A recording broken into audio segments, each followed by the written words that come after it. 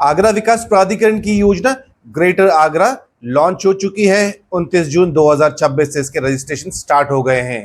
पहले दो जो प्लॉट स्कीम्स, दो सेक्टर्स निकाले गए हैं, वो है गंगापुरम और नर्मदापुरम, जिसके बारे में इस वीडियो में मैं आप लोगों को बताऊंगा। पेमेंट प्लान के बारे में बताऊंगा और कौन कौन से प्लॉट्स किस एरिया में पड़ेंगे ये भी बताऊंगा।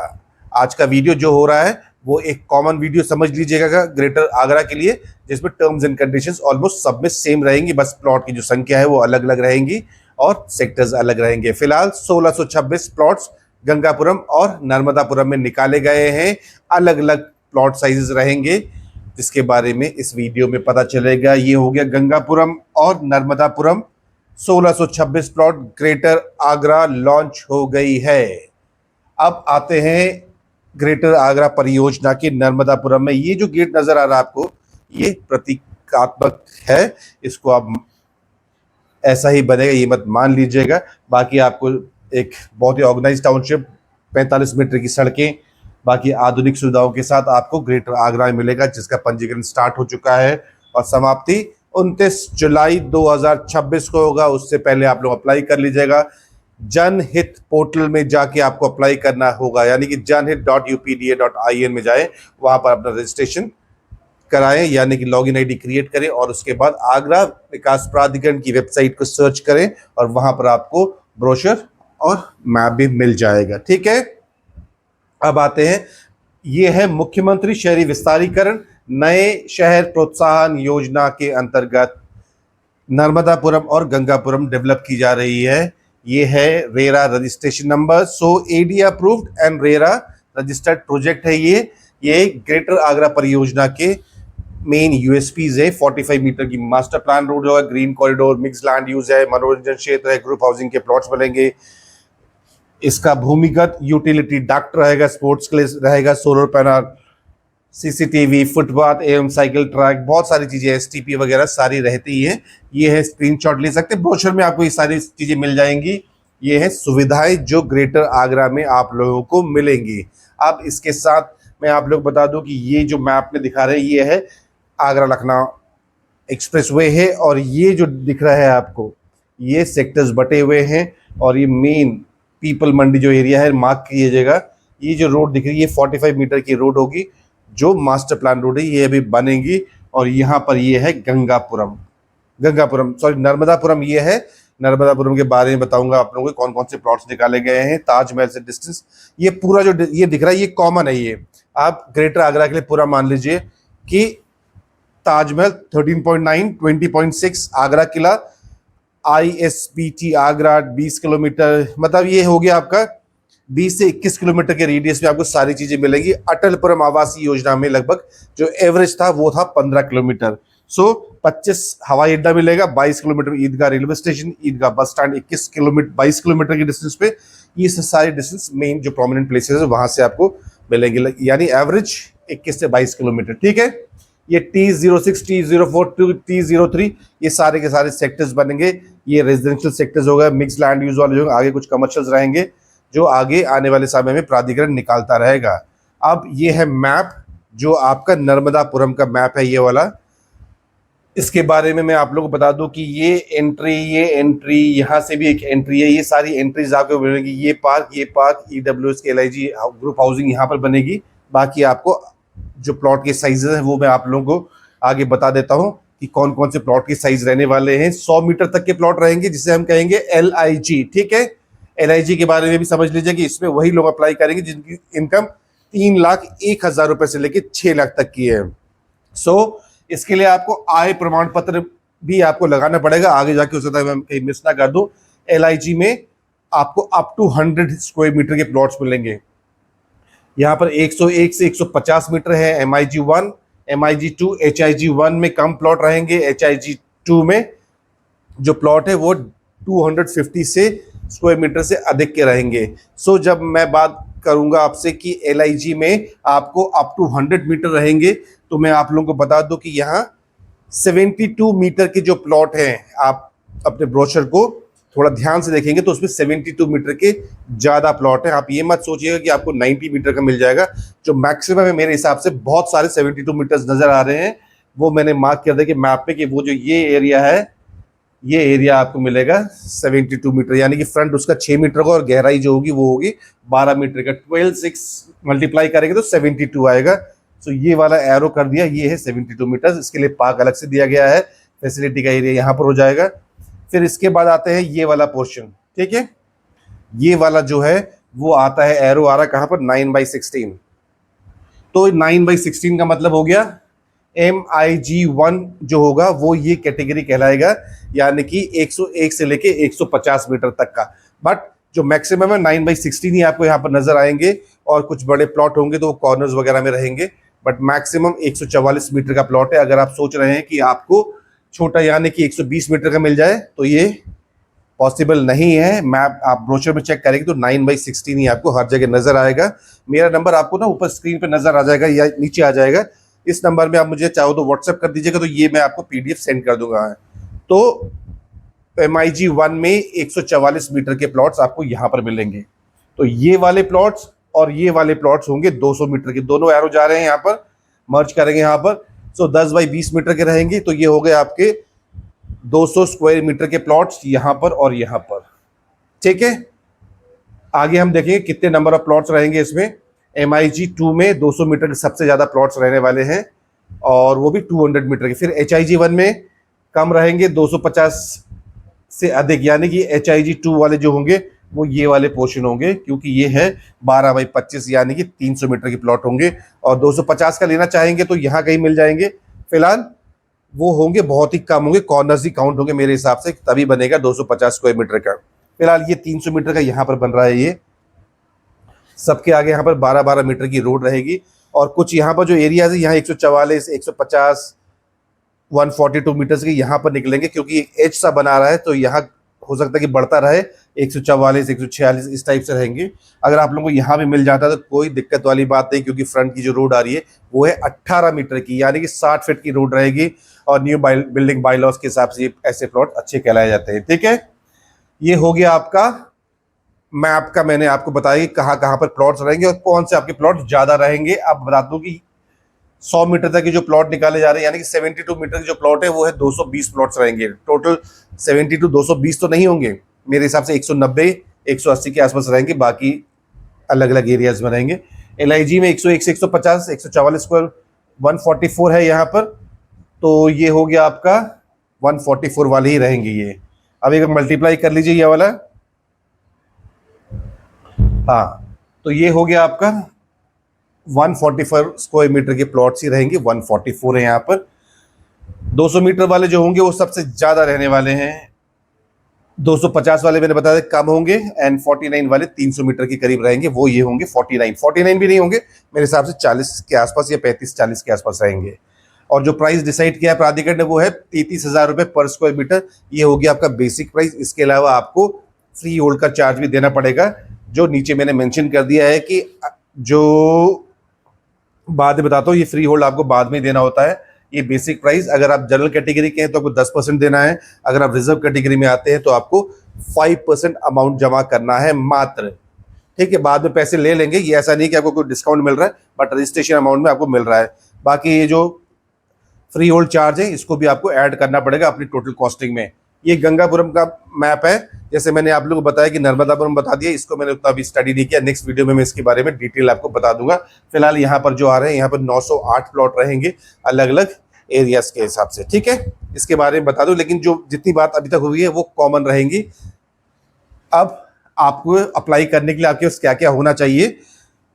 फोटो तो होता ही है आप सबके पास में, आधार कार्ड भी है, पैन कार्ड भी रख लीजिएगा, शपथ पत्र एक एफिडेविट है, ब्रोशर के एंड में आप लोगों को मिल जाएगा, वो आपको अटैच करना है इसमें। और जाति प्रमाण पत्र, यानी कि आपको SC ST OBC है तो वो आपको सर्टिफिकेट अपलोड करना पड़ेगा। इसके अलावा और एक सर्टिफिकेट होगा, जो आप जैसे कि आप है सीनियर सिटीजन तो आपको अपना सर्टिफिकेट लगाना पड़ेगा, दिव्यांग जन है तो वो सर्टिफिकेट लगाना पड़ेगा। EWS नहीं है, यहाँ LIG वालों को अपने आय प्रमाण पत्र भी देना होगा, ठीक है। जो अप टू 100 मीटर है उसे LIG कहा है, और ब्रोशर में मेंशन किया है कि LIG वालों को अपना आय प्रमाण पत्र देना होगा। ये पेपर्स आप लोगों के पास होना चाहिए। इसके साथ साथ आपके पास 5% या 10% का अमाउंट भी होना चाहिए। सिर्फ रजिस्ट्रेशन करना यानी 1100 रुपये दे के ये मत समझ लेना कि हाँ रजिस्ट्रेशन हो गया है। ये मेरा नंबर आपको स्क्रीन पे नजर आ रहा है। अगर अटलपुरम योजना वाले भी देख रहे हैं और उनको अगर प्लॉट लेना हो, प्लॉट के लिए लोन लेना, तो मुझे कॉल कर सकते हैं। अब हम आगे आते हैं कि नर्मदापुरम में जो एलिजिबिलिटी क्राइटेरिया है वो क्या है। नॉर्मली क्या होता है कि आपके जिस जुरिडिक्शन में अप्लाई कर रहे हैं वहाँ पर आपके पास प्लॉट नहीं होना चाहिए उस प्राधिकरण के द्वारा, या फिर उत्तर प्रदेश के किसी अन्य शहर में 2 से अधिक नहीं होना चाहिए।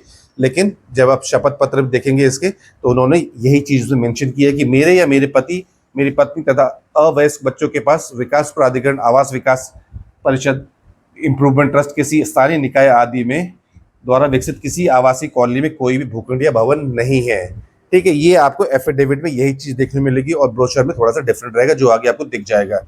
अगर आप इन्वेस्टर्स हैं और शॉर्ट टर्म इन्वेस्टर्स हैं, उससे दूर ही रहें, क्योंकि ये मुख्यमंत्री शहरी विस्तारीकरण योजना और नए शहर डेवलप करने की योजना में शामिल है, तो इतनी जल्दी इसमें प्रीमियम नहीं आएगा। आप लोगों को इसको 7 से 8 साल रखना पड़ेगा, कम से कम 7 साल तो रखना ही पड़ेगा, जिससे आपको प्रॉफिट मिले। ठीक है, और उन्होंने मेंशन भी किया है ब्रोशर में कि मैं ये एफिडेविट में रहेगा, आप लोग जो साइन करके देंगे, मैं यह घोषणा करता हूं कि जब तक भूखंड की समस्त किस्तों एवं करों का भुगतान पूर्ण रूप से नहीं कर दूंगा तो मुझे भूमि बेचने या गिरवी रखने का अधिकार नहीं होगा, ना ही भूखंड रिहायशी उपयोग के अतिरिक्त। ये तो बात की बात है। सो आप बेच नहीं पाओगे। जब सब्जेक्ट टू क्या होता है, subject to completion of work, उसी के बाद रजिस्ट्री होगी और रजिस्ट्री के बाद ही आप सेल कर पाओगे। तो शॉर्ट टर्म इन्वेस्टर्स दूर ही रहें तो बेटर है, क्योंकि फिर आप लोग अप्लाई कर देंगे, अलॉटमेंट हो जाएगा, फिर बोलेंगे कि इसमें तो प्रीमियम है ही नहीं। एक पेमेंट प्लान मैंने आप लोगों के लिए बनाया और सबसे छोटे वाले के लिए बनाया है, प्लॉट के लिए, यानी कि 72 स्क्वायर मीटर का। ये है 72 स्क्वायर मीटर का प्लॉट है। 2 तरीके के पेमेंट प्लान आप लोगों को यहाँ पर मिल जाएंगे, एक है डाउन पेमेंट प्लान और एक है इंस्टॉलमेंट प्लान। ये मैंने बनाया है डाउन पेमेंट प्लान, जो मोस्टली मैंने देखा है कि 98% लोग इसी प्लान को लेते हैं, पेमेंट प्लान, और यहाँ लिख दिया मैंने down payment. So basic price कितना था, 33,000 रुपये मीटर। हम 72 मीटर को मल्टीप्लाई करेंगे 33,000 से, तो ये बेसिक प्राइस आ जाएगा, यानी कि 23,76,000 रुपये। इसको हमने ए से डिनोट कर दिया है। फ्री होल्ड भी आपको पे करना है, यानी कि 33,000 का 12% निकालेंगे तो 3960 रुपये आ जाता है। मल्टीप्लाई बाय 72 तो 2,85,120 रुपये। तो ये हो गया बी। जब हम इन दोनों को ऐड कर देंगे, जैसे हम स्कूल में पढ़ते थे कि adding equation A and B को ऐड करेंगे तो आपका टोटल कॉस्ट आ जाता है, या आ जाता है आंसर, तो 26,61,120 रुपये 72 स्क्वायर मीटर के प्लॉट की कीमत रहेगी। ठीक है, अब रजिस्ट्रेशन अमाउंट आप जनरल कैटेगरी के हैं, ये पेमेंट प्लान जनरल कैटेगरी के मैंने बना दिया है कि 10% ऑफ 23,76,000 का बेसिक प्राइस ऐसे कहते हैं, तो 2,37,600 रुपये आपको पेमेंट करनी होगी रजिस्ट्रेशन के लिए। सिर्फ 1100 रुपये से नहीं चलेगा। जब ये जमा कर देंगे तो 29 जुलाई के बाद कभी भी लकी ड्रॉ हो सकता है। उस लकी ड्रॉ में आपका नाम आ जाता है और प्लॉट का अलॉटमेंट हो जाता है, तो आपको 15% का अमाउंट जमा करना पड़ेगा। कब करना है आपको, 45 दिन में करना होता है from the date of issue of allotment letter. ठीक, यहाँ पर इसको कहते हैं अलॉटमेंट मनी। बाकी का जो 75% है डाउन पेमेंट में क्या है, वो भी आपको 45 दिन में देना है from date of issue of allotment letter. So ये सारा पेमेंट आपको 45 दिन में करना है अगर आप डाउन पेमेंट प्लान ऑप्ट करते हैं तो। ठीक है, अगर आप डाउन पेमेंट प्लान ऑप्ट करेंगे तो आपको डिस्काउंट भी जरूर मिलेगा। और यहाँ लिख दिया कि बिफोर रजिस्ट्री पे free hold charges, that is 2,85,120 रुपये जमा करना होगा आपको। ठीक है, बाकी आपको लोन लेना होगा 70% से लेकर 80% तक हो जाता है, या फिर 90% तक आपको टोटल कॉस्ट का मिल जाता है। एक बात मैं आप लोगों को यहाँ बता दूं कि बैंकर्स आप लोगों से कहेंगे कि हाँ हम आपको 7% का ROI दे रहे हैं या 7.15 दे रहे हैं, तो आप लोगों से रिक्वेस्ट है कि आप लोग चाहे मुझसे लोन ना भी लें तो कोई बात नहीं, लेकिन जहाँ से भी आपको लोन लेना है तो उनसे, या आप लोगों को सिर्फ और सिर्फ ओडी, जो ओडी देते हैं, ओवरड्राफ्ट कॉन्सेप्ट में जो काम करते हैं, वही वाला आपको प्रोडक्ट लेना है, चाहे आप किसी से भी लें। ठीक है, बाकी आप 7.15 7.10 के चक्करों में मत फंसिएगा। अगर कोई बोल रहा है 7.10 दे रहा है, क्रेडिट स्कोर यानी सिबिल स्कोर चेक करेंगे और उनसे एक बार जरूर पूछ लीजिएगा क्या वो ओवरड्राफ्ट कॉन्सेप्ट में ये प्रोडक्ट है या नहीं है। ठीक, तो जानकारी चाहिए ओडी के बारे में तो मुझे कॉल कर लीजिएगा, मैं आप लोगों को समझा दूंगा। उन चक्करों में मत पड़िएगा कि 7.10 7.15 के दे रहे हैं और ओडी में आप जाएंगे तो आपको एक्चुअल में आपको बेनिफिट वहां पर मिलता है। तो ये हो गया आपका डाउन पेमेंट प्लान हो गया। तो जब आप ये पेमेंट प्लान को ऑप्ट करेंगे तो आपको डिस्काउंट भी तो मिलेगा। तो डिस्काउंट कितना है, सारा पेमेंट आप 45 दिन में कर देंगे तो आपको क्या होगा, 6% का डिस्काउंट मिलेगा। और आपको 60 दिन में जमा करेंगे तो आपको 5% डिस्काउंट होगा और 4% का डिस्काउंट मिलेगा अगर आप 90 दिन में जमा करते हैं। ठीक है, तो ये है 1100 रुपये जो मैंने कहा कि आवेदन शुल्क होता है, सिर्फ इतना ही से रजिस्ट्रेशन नहीं होता है।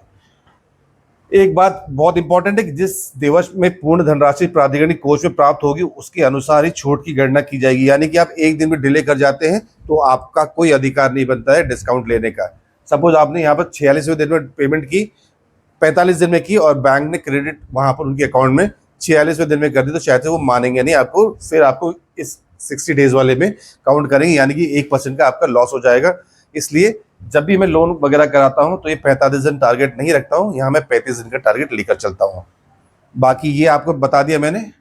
अब कुछ इंपॉर्टेंट जो आप लोगों को जानकारी होनी चाहिए, सामान्य निर्देश एवं नियम शर्तें जो इस तरीके से हैं कि आपको इसमें जो अप्लाई करना है वो है janhit.upda.in, इस पोर्टल में जाके आप लोग अप्लाई करना है, या फिर आपकी प्राधिकरण की वेबसाइट पे adagra.org.in में ही आपको जाके अप्लाई करना है। ठीक है, एक से अधिक या संयुक्त नाम से पंजीकरण नहीं किया जा सकता है, इस पॉइंट को भी ध्यान से पढ़ लीजिएगा। लॉटरी की तिथि बाद में आप लोगों को बता देंगे, अभी ये लोग मेंशन नहीं करते हैं। इन्होंने कह दिया कि जब भी आप इसको अप्लाई कर देंगे फिर आपसे कुछ गलती हो जाती है, छूट जाता है, तो ये त्रुटि वगैरह के लिए ओपन करते हैं विंडो। वो विंडो आपको कब करेंगे, 15 दिन पहले कर देंगे। विसंगतिपूर्ण अथवा अपूर्ण आवेदनों की एक आपत्ति सूची प्राधिकरण अपलोड करता है या वेबसाइट में डाल देता है, वहां जाके आप जनहित पोर्टल के माध्यम से जाके वहां पर उसको चेंज कर सकते हैं। ठीक है, अब आते हैं जिन आवेदकों की लॉटरी भूखंड नहीं होता, जिनके अलॉटमेंट्स नहीं होता है, तो उनको मेंशन धनराशि लॉटरी ड्रॉ की तिथि से 30 अधिकतम 30 कार्य दिवस में आवेदन फॉर्म में अंकित बैंक खाते में ब्याज रहित के साथ वापस कर देंगे। यानी कि जो ब्रोशर में आप बैंक अकाउंट नंबर मेंशन करोगे उस अकाउंट नंबर में लॉटरी वाले जो दिन है उस दिन से 30 दिन के अंदर मैक्सिमम उसमें आपको वापस कर देंगे। ये वाला पॉइंट जो है इन्होंने ब्रोशर में डाल दिया है और शपथ पत्र में जो है वो अलग है। ठीक, ये वाले को आप पढ़ लीजिएगा, पॉइंट नंबर 10, जिन्होंने मेंशन भी किया है कि प्रदेश के किसी भी विकास प्राधिकरण में, ठीक है, ये वाला उन्होंने मेंशन कर दिया है। बाकी ये है LIG श्रेणी के आवेदकों के हेतु 3,01,000 से लेकर 6 लाख तक के बीच में होना चाहिए। आय प्रमाण पत्र आप लोगों को अपलोड करना है। एक व्यक्ति एक ही श्रेणी की संपत्ति पर आवेदन कर सकता है। ठीक है, बाकी LIG MIG में है, अगर आप इंस्टॉलमेंट में लेना चाहते हैं तो आप जो 75% वाला जो अमाउंट है उसको 12 से डिवाइड कर लीजिएगा, तो वो आपका क्वार्टरली इंस्टॉलमेंट आ जाएगा, उसके साथ आप इंटरेस्ट भी जोड़ लीजिएगा ये वाला। बट 90 मैंने बताया 96-97% लोग वो डाउन पेमेंट ही लेते हैं। अब आते हैं कि ये भी एक इम्पॉर्टेंट चीज़ है कि अगर आपका जो मैंने पेमेंट प्लान आप लोगों के लिए बनाया है वो एक जनरल प्लॉट का था। जनरल प्लॉट मतलब कि उसमें ना कोई पार्क लग रहा था, ना कोई कॉर्नर लग रहा था, ना कोई वाइड रोड में था। तो प्राधिकरण ने ये कहा है कि अगर कोई कॉर्नर का भूखंड आता है तो उसे 5% एक्स्ट्रा लगेगा, पार्क फेसिंग आता है तो 5% एक्स्ट्रा लगेगा, कोई वाइड रोड पे आता है यानी कि 18 मीटर से ऊपर की रोड पर आता है तो आपको 5% लगेगा। ठीक, ये 3 हो गए, 5-5-5 यानी कि 15% हो गए, कॉर्नर, पार्क और वाइड रोड। तो प्राधिकरण कहता है कि अगर आपके ये 3 गुण जो है एक ही प्लॉट में मिल जाएंगे तो वो आपसे सिर्फ और सिर्फ 15% ना चार्ज करके 12% ही चार्ज करेंगे। Corner plus park plus wide road 12% ही चार्ज करेंगे। ठीक है, और ये आखिरी वाला पॉइंट जो है कि अगर आपकी प्रॉपर्टी 50 लाख या 50 लाख से ज़्यादा की आती है तो आपको TDS सरकार को जमा करना पड़ता है। तो इस केस में 99% अगर डाउन पेमेंट ले रहे हैं तो 99% ही प्राधिकरण को जमा करें और 1% जो है वो सरकार को जमा करें। या पैन नंबर था, मैंने उसको हटा दिया है प्राइवेसी को ध्यान में रखते हुए, अननेसेसरी का एक स्ट्राइक आ जाता है उसमें। ठीक है, तो यहाँ पर पैन नंबर आपके ब्रोशर में मिल जाएगा, उसमें आपको जमा करना है और प्राधिकरण को फिर मैसेज भी करना है कि भैया हमने तो जमा कर दिया। ठीक, अब चैनल को ज़रूर सब्सक्राइब कर लीजिएगा अगर अब तक बने हुए हैं। नर्मदापुरम का मैंने डिटेल मैप समझा दिया है कि कौन से प्लॉट कहाँ पर रहेंगे। गंगापुरम का बचता है, आप में से कमेंट करके ज़रूर कहेंगे कि गंगापुरम के बारे में नहीं बताया है। ये पूरा वीडियो ग्रेटर आगरा के लिए एक कॉमन वीडियो समझ लीजिएगा। अलग अलग फेजेस में जैसे गंगापुरम है उसके बारे में, मैप के बारे में आप लोगों को नेक्स्ट वीडियो में बता दूंगा मैं, और बाकी rest as it is common रहेगा सबके लिए। ठीक, तो आज के लिए बस इतना ही। Thank you and thank you for watching.